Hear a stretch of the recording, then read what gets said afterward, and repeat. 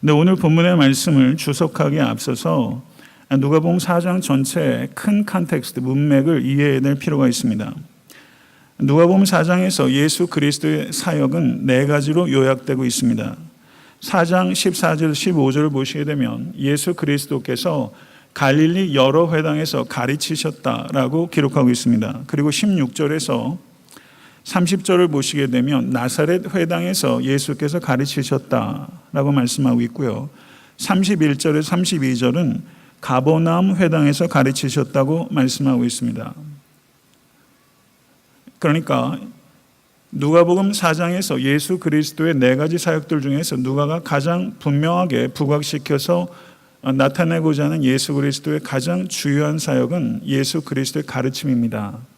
그래서 예수 그리스도의 정체성은 Jesus identity as the teacher, 선생으로서의 예수 그리스도의 정체성, 이것이 누가복음 4장의 예수 그리스도의 첫 번째 사역입니다. 두 번째는 33절과 37절을 보시면 예수께서 가버나움 회당에서 귀신을 쫓아내신 사건입니다. 귀신을 쫓으시는 이로서의 예수 그리스도의 정체성입니다. 그러니까 Jesus identity as the exorcist, 귀신을 쫓는 이로서의 예수 그리스도의 정체성. 세 번째는 4장 38절에서 39절에 기록되어 있는 예수께서 시몬의 장모의 열병을 고치신 사건입니다. 그러니까 예수 그리스도께서는 질병을 고치시는 이입니다. 믿으십니까? 그러니까 Jesus identity as the healer, 병을 치유하시는 이로서의 예수 그리스도. 네 번째는 43절에서 44절에 기록되어 있는 전도자로서의 예수 그리스도, Jesus identity as the evangelist. 이렇게 네 가지의 사역들을 누가복음 4장은 기록하고 있는 것입니다. 다시 한번 말씀드리면 선생으로서의 예수 그리스도, 귀신을 쫓는 이로서의 예수 그리스도, 병을 고치시는 이로서의 예수 그리스도, 그리고 전도자로서의 예수 그리스도. 이것이 예수 그리스도의 사역의 주된 영역이었습니다. 이것을 우리가 상고하는 것이 중요한 이유는 예수 그리스도의 주된 사역을 그리스도의 몸인 교회에 주된 사역이 되어야 되기 때문입니다. 성도 여러분, 교회는 예수 그리스도의 사역을 계승하는 그리스도의 몸이 되어야 됩니다. 그것이 건강한 교회입니다. 그런데 4장에서 우리가 간과해서는 안 되는 그 중요한 요점이 하나 있습니다. 그것은 4장에서 예수 그리스도의 네 가지 사역들이 이와 같이 나열되고 있는데 4장 42절을 한번 보시죠.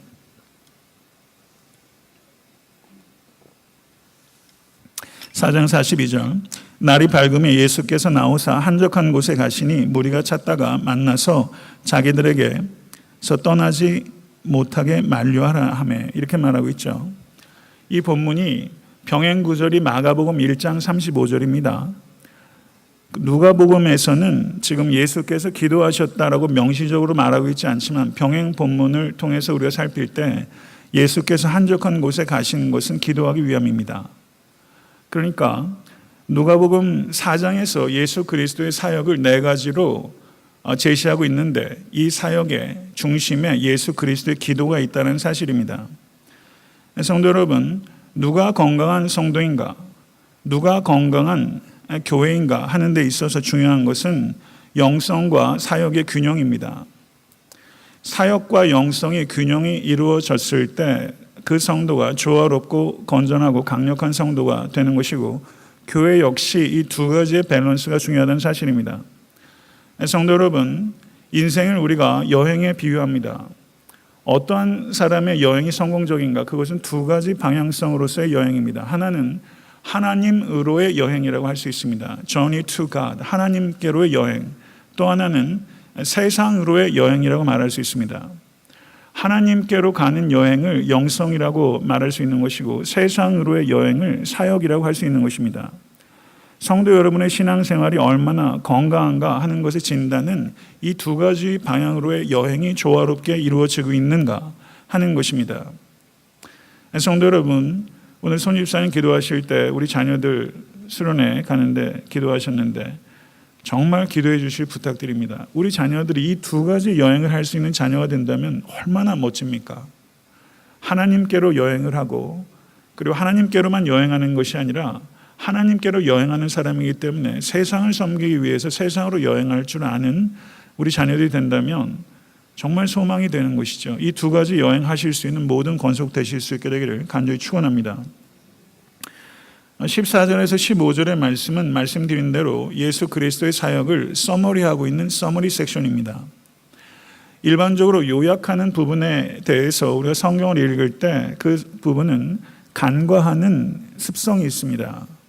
그런데 성경에는 하나도 의미 없이 써놓은 것이 없습니다. 여기에 요약하는 서머리 섹션인데 누가복음을 보게 되면 4장 14절과 15절이 서머리 섹션이고요. 4장 30절, 31절, 40절, 41절, 6장 17절, 19절, 8장 1절, 3절, 19장 47절, 48절, 21장 37절에서 38절이 서머리 섹션입니다.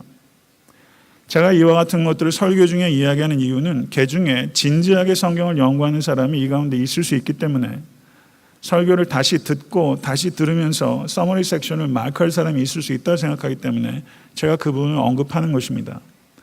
그리고 다른 교회 성도, 한국에 있는 분, 목회자, 신학생들 중에서도 혹시나 설교를 들으면서 누가복음을 좀 더 진지하게 알고자 하는 사람이 있을 수 있기 때문에 제가 그런 부분들을 언급하는 목적이 거기 있습니다. 서머리 섹션이 곳곳에 있습니다. 마가복음의 서머리 섹션, 최초의 예수 그리스도의 설교를 요약하고 있는 때가 찼고 하나님 나라가 가까이 왔으니 회개하고 복음을 믿으라. 이게 우리 주 예수 그리스도의 첫 번째 설교입니다. 그러나 이 설교가 예수 그리스도의 설교의 전체는 당연히 아니죠. 훨씬 길게 설교하신 거예요. 그런데 그 설교를 함축적으로 요약하니 그 주제는 하나님의 나라요. 하나님의 나라에 대한 메시지에 대한 반응은 회개와 믿음이라는 것을 분명하게 선포하고 있는 것입니다. 그런데 오늘 본문에 누가복음을 보니까 마가복음의 특징인 그와 같은 요약적 선포라기보다는 오히려 매우 평범한 어조로 누가복음은 서머리 섹션을 기록하고 있다는 뜻입니다. 그럼 누가는 왜 마가와는 다른 방식으로 예수 그리스도의 사역을 서머리하고 있나 보면 누가의 초점은 조금 마가와는 다른 곳에 있다는 것입니다. 누가의 초점은 4장 14절을 보시죠. 예수께서 성령의 능력으로 갈릴리에 돌아가시니 라고 말씀하고 있습니다. 4장 1절을 보십시오. 예수께서 성령의 충만함을 입어 요단강에 들어오사. 예수께서 요단강에 나아가실 때도 성령의 인도하심을 따른 것이고 예수께서 갈릴리에 돌아가신 것도 성령의 충만함을 따라 가신 것입니다. 우리 주 예수 그리스도조차 성령의 인도하심을 받았다는 것을 누가는 강조하고 있는 것입니다. 그러면 이와 같은 강조를 통해서 우리가 깨달아야 되는 것은 무엇입니까? 예수 그리스도조차 성령의 인도하심을 따라 움직이셨던 것처럼 그리스도의 몸인 교회 역시 성령의 인도하심을 받는 것이 얼마나 마땅한 것인가? 이것이 누가가 이 서머리 섹션을 통해서 우리에게 하시는 말씀입니다. 사랑하는 성도 여러분, 그리스도와 그리스도의 몸인 교회는 연속성이 있습니다. 그 연속성은 성령의 인도함입니다. 성령의 인도함을 받을 때 교회인 것이고 성령의 인도함을 받을 때 성도인 것입니다. 사랑하는 성도 여러분, 성령의 인도하심을 받으실 수 있게 될 간절히 축원합니다. 성령께서 우리의 지도입니다. 성령을 지도 삼으신 모든 권속되실 수 있게 되기를 간절히 축원합니다. 예수께서 가르치셨던 주된 장소는 회당이었습니다. 가버나움의 회당에 가보니까 정말 가슴이 뛰더라고요. 근데 예수께서 가르치셨던 그 가버나움 회당에서 그 유대인들이 결혼식 하더라고요. 그래서 좀 마음이 교차했는데 내년에 이스라엘들 많이 가시게 되면 그 가버나움 회당에 가보실 수 있을 거예요. 그 자리엔 진짜 계셨던 거예요. 가버나움 회당이 있고 그 갈릴리에 굉장히 많은 회당들이 있었습니다. 갈릴리뿐만 아니라 사도행전을 보시게 되면 디아스포라 거의 모든 도시에 회당들이 많이 있었어요. 회당들을 시나고그라고 말하죠. 회당이 언제부터 생겼는가? 바벨론 포로 시기부터 회당이 생겼다고 볼 수 있습니다. 유대인이 사는 곳에는 모두 다 있습니다. 그런데 유대인들이 안식일에도 회당에 자주 모였는데 그때 남녀가 떨어져 있습니다. 예루살렘에 가면 통곡의 벽이 있는데 중간에 칸막이가 있고 남자 기도하는 칸, 여자 기도하는 칸 이렇게 나눠져 있더라고요. 원하시면 그렇게 해드릴 수 있습니다. 그렇게 나눠져 있더라고요. 그런데 이 회당의 주된 용도가 예배를 드리는 것이고 그리고 율법을 읽고 계명을 가르치는 곳입니다. 그런데 이 회당이 회합의 장소로 쓰이고 거기에서 숙소로 사용하기도 하고 자선하는 활동들을 할 때도 이 회당을 중심으로 이루어졌습니다. 회당의 예배가 형성되기 위해서 남자가 10명 모여야 됐고 회당 예배의 순서는 시편으로 찬양합니다. 그리고 쉐마를 암송합니다. 그리고 기도하고 토라와 선지서를 읽습니다. 예수님 당시에 회당에서 성경을 강독하는데 성경 본문을 무엇을 읽었을지는 정확히 모르겠습니다. 그런데 주후 3세기를 보게 되면 이 회당에서 성경을 읽을 때 매주 성경을 읽는 패세지가 결정되어 있습니다. 그래서 모세오경을 3년 단위로 회당에서 읽으면 마칠 수 있도록 구성이 되어 있습니다. 예수님 당시에도 아마도 그렇게 되어 있을 가능성이 매우 높습니다. 그렇게 성경을 봉독한 후에는 그 성경 말씀에 입각한 설교의 말씀이 주어지고 그리고 제사장적 축복으로 민수기 6장 24절에서 26절의 말씀에 근거한 축복으로 예배가 마쳐지게 됩니다. 그런데 16절 이하를 보시면 나사렛에서의 가르침과 고향 사람들의 배척이 기록되어 있습니다. 그런데 16절 한번 보세요. 예수께서 그 자라나신 곳 나사렛에 이르사 안식일에 늘 하시던 대로 회당에 들어가서 성경을 읽으려고 서심해라고 말씀하고 있습니다. 여기서 보시게 되면 늘 하시던 대로라고 말하면서 예수님께서 안식일에 들어가셔서 성경을 읽으신 것이 이례적 행동이 아니라 이것이 반복적 행동이라는 것을 이야기하고 있습니다. 그런데 성경 원어를 보게 되면 안식일이 그 사바신, 세바스가 영어로 안식일이죠. 실제 성경 원어도 발음이 동일합니다. 여기에서 안식일이 단수로 기록되어 있지 않고 복수로 기록되어 있습니다. 그러니까 예수 그리스도께서 안식일에 회당에 들어가셔서 가르치신 행위는 이례적인 행위가 아니라 지속적이고 반복적인 행위였다는 것을 우리에게 가르쳐 주는 것입니다. 성도 여러분, 가르침이란 인내를 필요로 하는 지속적인 과정입니다. 자녀들에게 무엇을 가르칠 때 일회적으로 가르쳐서 자녀들이 그것을 듣는다면 그것은 자녀가 비정상이라는 얘기죠. 가르치는 것은 일회적인 수고가 아니라 사도 바울의 표현에 의하면 아이를 해산하는 것과 같은 수고를 해야 낳을 수 있다고 그랬어요. 영적 자녀를 그렇게 해산하는 수고를 해야 낳을 수 있다고 표현한 거예요. 성도 여러분, 여성분들은 그 수고가 어떠한지 알잖아요. 사도 바울이 그걸 다 알고선 얘기 안 했겠지만 그 정도로 많은 인내와 수고가 필요해야 영적으로 자녀를 출산할 수 있다는 뜻입니다. 고린도전서 4장 15절을 보시게 되면 그리스도 안에서 일만 스승이 있으되 아비는 많지 아니하니 그리스도 예수 안에서 복음으로써 내가 너희를 낳았습니다. 갈라디아서 4장 19절은 나의 자녀들아 너희 속에 그리스도의 형상이 이루기까지 다시 너희를 위하여 해산하는 수고를 하노니 라고 말씀하고 있습니다. 부모로서 최고의 소망이 무엇일까? 한번 생각해 보십시오. 자식들 잘 돼서 뭐 좋은 학교, 좋은 직장, 좋은 샐러리, 좋게 결혼하는 거, 뭐 그렇게 되면 나쁠 건 뭐 있겠어요. 그런데 정말 부모에게서 제일 중요한 거는 자식을 복음으로 해산하는 것 아니겠습니까?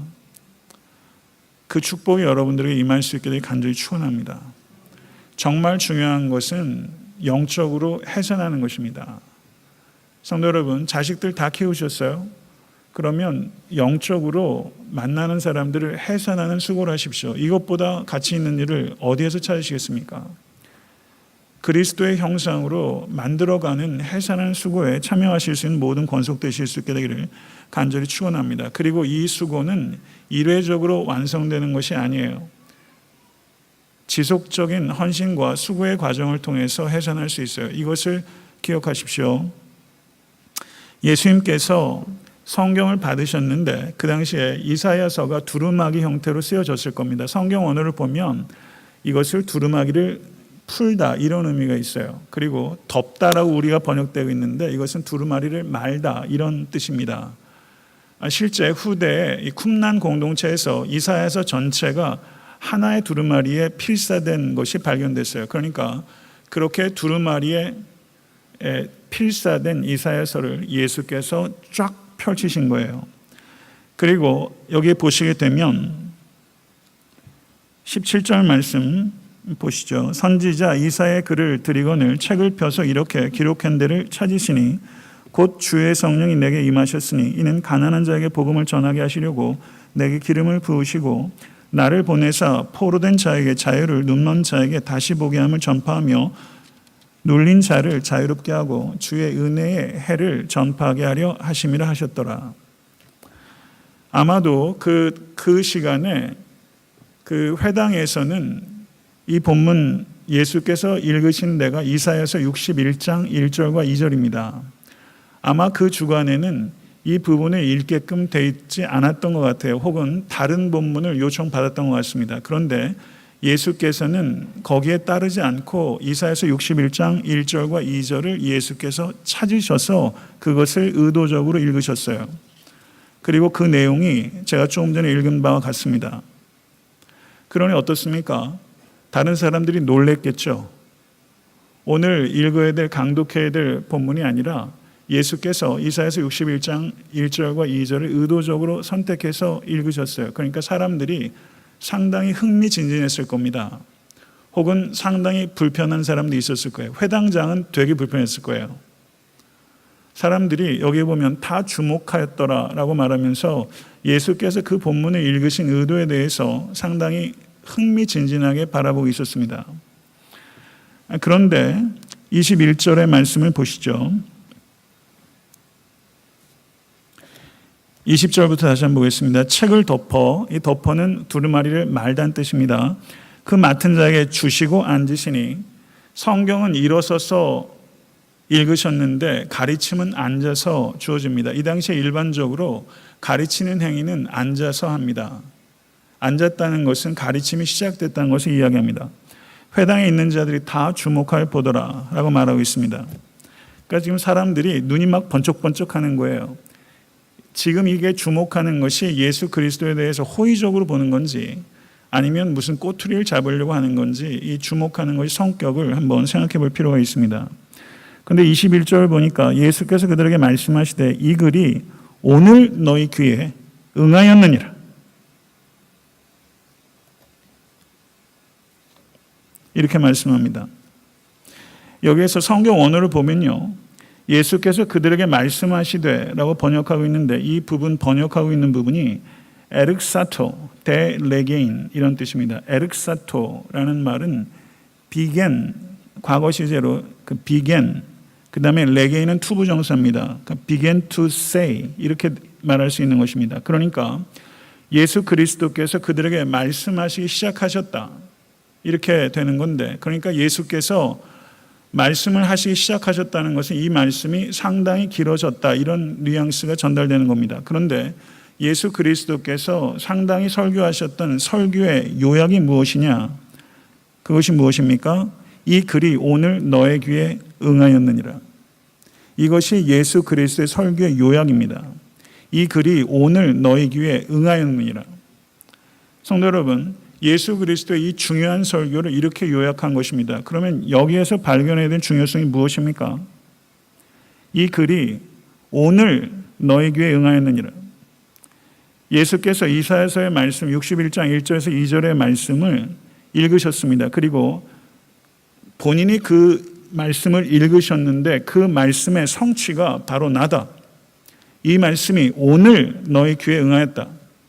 이렇게 말씀하시면서 예수 그리스도 자신의 정체성을 밝히심과 동시에 예수 그리스도의 사역의 정체성을 밝힌 것입니다. 이 두 가지를 밝히신 거예요. 예수 그리스도의 정체성과 예수 그리스도의 사역의 정체성을 밝힌 것입니다. 성도 여러분, 예수 그리스도께서 누구신지, 예수께서 이 땅에 도대체 무엇을 하기 위해서 오셨는지 이 정체성에 대해서 진실로 깨닫고 계십니까? 그러나 예수 그리스도의 동양 사람들인 나사렛 사람들은 메시아로서의 예수 그리스도의 정체성을 그들이 믿지 않았고, 메시아로서의 예수 그리스도의 사역의 정체성을 그들이 기뻐하지 않았습니다. 이것이 나사렛 사람들의 문제입니다. 예수 그리스도의 정체성을 받아들이지 않았고 예수 그리스도의 사역의 정체성에 동의하지 않았어요. 성도 여러분, 나사렛 사람들이 기다린 메시아는 예수 같은 사람이 아닙니다. 그들이 기대했던 메시아는 현세적인 메시아입니다. 군사적인 메시아입니다. 물질적인 메시아입니다. 로마와 그리고 헤롯 정권으로부터 이스라엘을 현실적으로 정치적으로 해방시키고 옛 다윗의 물질적인 번영을, 국가적인 번영과 민족적인 번영을 가져다 줄 수 있는 실질적인 메시아였어요. 이런 메시아를 기대했던 것입니다. 22절은 예수님의 말씀에 대한 나사렛 사람들의 반응이 기록되어 있습니다. 22절 한번 보세요. 그들이 다 그를 증언하고 그 입으로 나오는 바 은혜로운 말을 놀랍게 여겨 이르되 이 사람이 요셉의 아들이 아니냐라고 말하고 있습니다. 여기서 우리가 해석을 어떻게 할 것인가 하는 문제가 발생해요. 그들이 예수를 증언했는데 이게 호의적인 증언일까 아니면 부정적인 증언일까 하는 문제가 있을 수 있고요. 은혜로운 말을 놀랍게 여겨라고 했는데 이 놀랍게 여기다는 것을 우리가 긍정적으로 이해할 수 있을까 부정적으로 이해할 수 있을까 이런 문제들이 있을 수 있죠. 성경을 보게 되면 여기서 놀랍게 여겼다라고 번역되고 있는 단어가 사우마조라는 단어가 사용되고 있습니다. 그런데 이 단어가 성경에서 한 번도 긍정적으로 사용되지 않습니다. 예수 그리스도의 정체성에 대해서 이 사람들이 미흡한 이해와 미흡한 반응을 하고 있다는 것을 이 사우마조라는 동사를 통해서 누가는 우리에게 전달하고 있는 것입니다. 그들은 예수 그리스도의 말에 대해서 다소간의 은혜를 받았던 것으로 보입니다. 그리고 다소간의 호의적으로 생각하는 측면이 있었습니다. 그런데 그것이 충분하지 못했다는 것입니다. 성도 여러분, 이것을 생각하셔야 됩니다. 예수님께서 그 씨 뿌리는 자의 비유를 이야기를 하실 때 돌짝밭에 씨를 뿌리셨을 때 어떻게 합니까? 그것이 확 그로했어요. 그런데 뿌리가 얕아서 이내 고난과 여러 가지 문제가 닥쳤을 때 시들어 버리게 됩니다. 말씀에 대해서 반응을 하지만 성도 여러분, 그것이 온전한 이해에 미치지 못하는 이해가 있을 수 있다는 것을 우리는 봐야 됩니다. 이 사람들은 다소간의 은혜를 받았어요. 그러나 그것이 미흡했어요. 이것이 나사렛 사람들의 문제입니다. 왜 이 사람들이 예수에 대해서 이해가 미흡했다고 생각하십니까? 그것은 요셉의 아들이 아니냐, 예수에 대해서 나사렛 사람들은 잘 알고 있다고 생각하기 때문입니다. 마가복음 6장 2절에서 3절을 보게 되면 병행 본문이 기록되어 있습니다. 거기에 이런 이야기가 있습니다. 안식일이 되어 회당에서 가르치시니 많은 사람이 듣고 놀라 이르되 이 사람이 어디서 이런 것을 얻었느냐, 이 사람이 받은 지혜와 그 손으로 이루어지는 이런 권능이 어찌 됨이냐, 이 사람이 마리아의 아들 목수가 아니냐, 야고보와 요셉과 유다와 시몬의 형제가 아니냐, 그 누이들이 우리와 함께 여기 있지 아니하냐 하고 예수를 배척한지라, 이렇게 말씀하고 있습니다.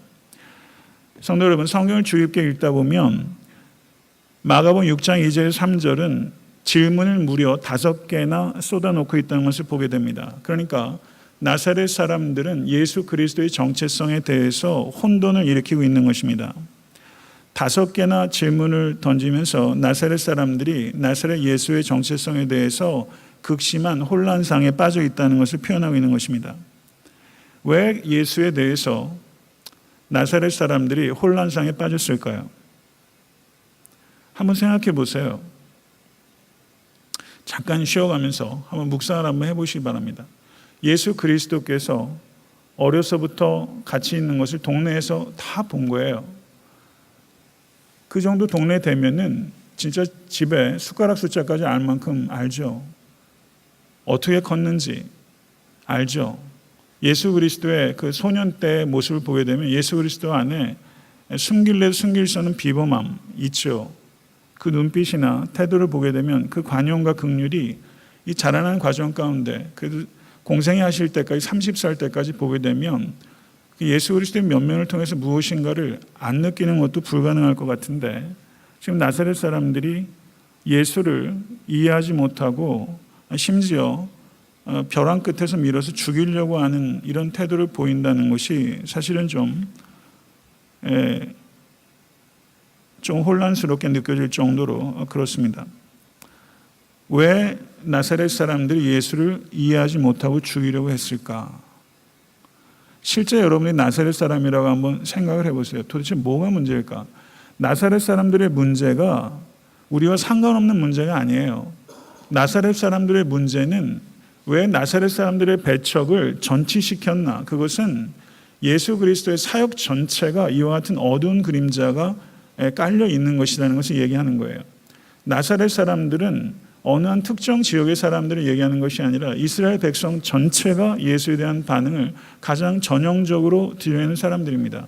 이 나사렛 사람들의 반응이 현대의 예수 그리스도에 대해서 배척하는 많은 현대인들의 모습을 저도 상징하는 거예요. 나사렛 사람들이 바로 내 모습일 수 있다는 것을 우리가 깊이 생각해야 됩니다. 왜 그럴까요? 예수께서 노동을 통해서 마리아를 먹이고 그리고 형제 자매들을 봉양했습니다. 예수 그리스도가 가지고 있는 일상성, ordinariness, 예수 그리스도의 일상성 때문에 예수 그리스도의 참된 면목을 나사렛 사람들은 보지 못했습니다. 요셉의 아들이 아니냐. 우리랑 똑같은 레벨이라는 거예요. ordinariness, 그리고 그만큼 익숙한, familiar한 존재이기 때문에 예수 그리스도에 대한 익숙함, 어렸을 때부터 다 봤는데 나는 그 익숙함에서 오는 그 장벽을 뛰어넘지 못하고 예수 그리스도의 진면목을 모르는 것이죠. 여러분이 그리고 제가 가지고 있는 예수 그리스도에 대한 잘못된 선입관이 있을 수 있습니다. 익숙함이 있을 수 있습니다. 예수 그리스도의 십자가에 대해서 우리가 얼마나 익숙해지고 있습니까? 아주 무서울 정도로 익숙해집니다. 그 익숙함 때문에 예수 그리스도의 실체를 바라보지 못할 수 있다는 것이죠. 정말 예수 그리스도의 실체를 깨닫고 있다고 생각하십니까? 저는 제가 정말 예수 그리스도께서 누구신지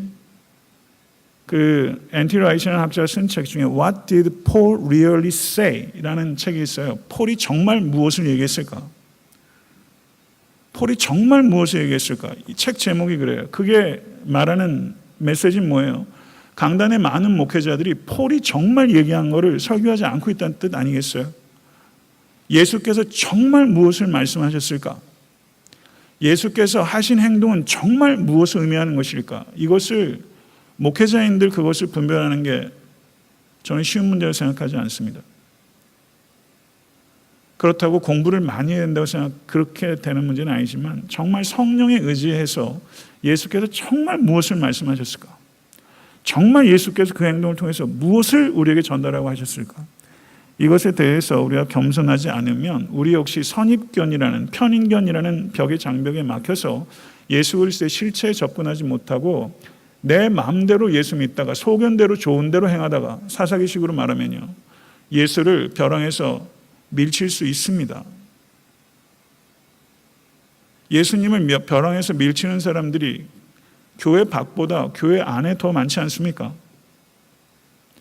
사도행전 4장 13절에 뭐라고 말하냐면요, 유대인들은 베드로와 요한이 기탄 없이 말함을 보고 그 본래 학문 없는 범인으로 알았다가 이상히 여기며, 여기서 범인이라고 번역되고 있는 부분이 ordinary man이에요. ordinary man. 그러니까 저 평범한 사람에게서 하는 말 들을 거 없다는 것이죠. 요셉의 아들이 아니냐, 그렇게 생각하는 거예요. 출신 따지죠, 직업 따지죠, 외모 따지죠, 혈통 따지죠, 소유 따지죠, 가방끈 따지죠. 그 외에도 따지는 게 얼마나 많아요. 이게 다 선입견과 편견입니다. 그리고 요즘은 그 사람만 보지 않아요. 그 사람 부모의 재산과 지위까지도 봐요. 얼마나 많은 선입관들로 인해서 우리가 편견에 사로잡히고 있는지를 생각해 봐야 됩니다. 나사렛 사람들의 실패는 이스라엘 전체의 실패를 전조고, 그 나사렛 사람들의 실패는 우리가 실제 많이 겪는 실패의 자화상이라는 것을 우리가 깨달아야 됩니다. 선입견에 사로잡히게 되면 실체에 접근할 수 없습니다. 이것이 오늘 본문이 우리에게 가르쳐주는 메시지예요. 예수께서 요한복음 7장 24절에 외모로 판단하지 말고 공의의 판단으로 판단하라. 로마서 2장 11절을 보시면 하나님께서 외모로 사람을 취하지 아니하심이니라 라고 말씀합니다. 사무엘이 그 다윗의 아비 이새에게 갔을 때 다윗은 그 자리에 있지도 않았어요. 그렇죠? 근데 다윗이 성경에 보면 말제라고 표현하고 있습니다. 말제라고 번역되고 있는 히브리어가 하카톤이라는 단어인데요. 하카톤이라는 단어, 말제라는 뜻이 뭐냐면 하찮고 중요하지 않은 이런 뜻입니다. 하찮고 중요하지 않은. 그때 하나님께서 사무엘에게 뭐라고 말씀하셨냐면 그 용모와 신장을 보지 말라. 내가 이미 그를 버렸노라.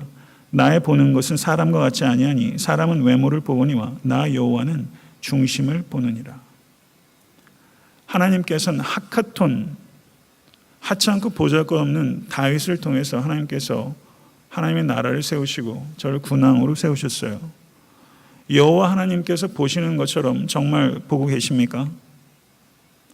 다른 사람을 보실 때 내 남편과 내 아내, 내 자녀들, 내 목장 식구들, 목원들, 목회자들, 다른 성도들 보실 때 하나님께서 보시는 방식으로 보고 계십니까?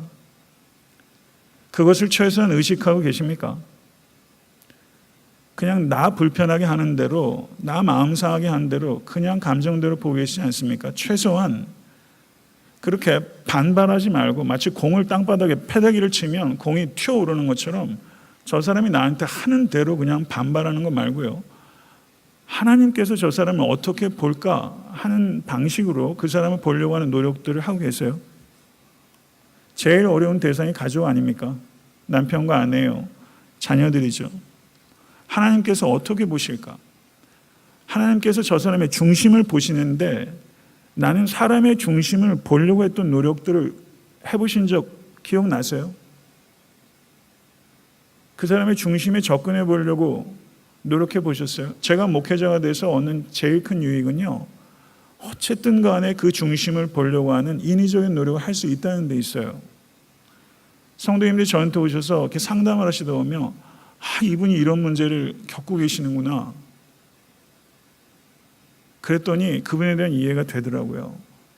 이걸 내가 몰랐으면 도저히 이해하지 못했을 일들이 제가 보이더라고요. 그런데 그걸 다 얘기를 해주지 않으니까 우리가 훈련해야죠. 내가 보는 게 다가 아닐 거다. 이면에 뭐가 있을 거다. 내 눈은 기껏해야 부분적으로 본다. 내 눈은 기껏해야 근시안 쪽으로 본다. 내 눈에 대해서 의심해야 됩니다. 내 눈으로 보는 것에 대해서 회의할 줄 알아야 돼요. 육신의 눈으로 보는 것에 대해서 부끄러움을 느껴야 돼요. 영적인 눈이 열려야 돼요. 이 눈이 열리지 않으면 무슨 소망으로 삽니까? 이 세상을. 이 눈이 열려야 찬양도 하고, 이 눈이 열려야 소망도 생기고, 이 눈이 열려야 자기에 대해서도 긍휼을 가질 수 있지 않겠습니까? 성도 여러분, 다른 사람을 하나님께서 보시는 방식으로 보기 위해서 먼저 전제가 되어야 되는 것은 자기 자신을 하나님의 눈으로 볼 수 있어야 돼요. 나 자신을 외모로 보면서 자기 비하, 자기 연만에 빠져 있으면서 어떻게 내 남편, 내 자녀들을 외모로 보지 않고 중심으로 볼 수 있겠어요? 자기 자신부터 하나님의 보시는 관점으로 보실 수 있는 여러분과 제가 되어서 간절히 축원합니다. 그래야 치유가 일어나요. 그래야 회복이 일어나요. 하나님의 눈으로 자기 자신을 보시고 가족부터, 목원 식구들부터, 교회 성도들부터, 교회 리더십부터 하나님의 관점에서 그 사람을 보는 훈련하실 수 있는 모든 권속되실 수 있게 되기를 간절히 축원합니다. 23절과 24절 보시면 예수께서 그들에게 이르시되 너희가 반드시 의사야 너 자신을 고치라 하는 속담을 인용하여 내게 말하기를 우리가 들은 바 가버나움에서 행한 일을 내 고향 여기서도 행하라 하리라. 또 이르시되 내가 진실로 너희에게 이르노니 선지자가 고향에서는 환영을 받는 자가 없느니라. 번역이 조금 이해하기가 난해하게 되어 있어요. 예수님께서 사람의 생각을 아시는 하나님이십니다. 믿으세요? 이런 내용들이 복음서의 곳곳에 등장합니다. 누가복음 5장 22절에도 그렇고 6장 8절에서도 그렇고 7장 40절, 9장 47절, 11장 17절 등에도 예수께서 사람의 생각을 아시는 하나님의 아들이심을 이야기하고 있습니다. 예수님께 여기서 의사야 너 자신을 고치라, 이 말을 예수께서 나사렛 사람들에게 한 것이 아니라 나사렛 사람들이 예수께 한 말입니다. 의사야 너 자신을 고치라. 이건 나사렛 사람들이 예수께 던지는 조롱입니다. 이와 같은 비슷한 말이 어디 있었냐면 저가 남을 구원하였으니 저도 구원할지어다.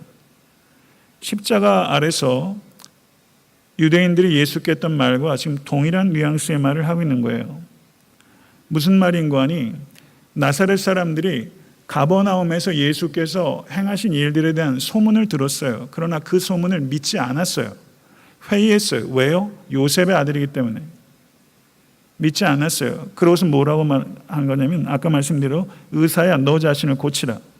이렇게 말한 것입니다.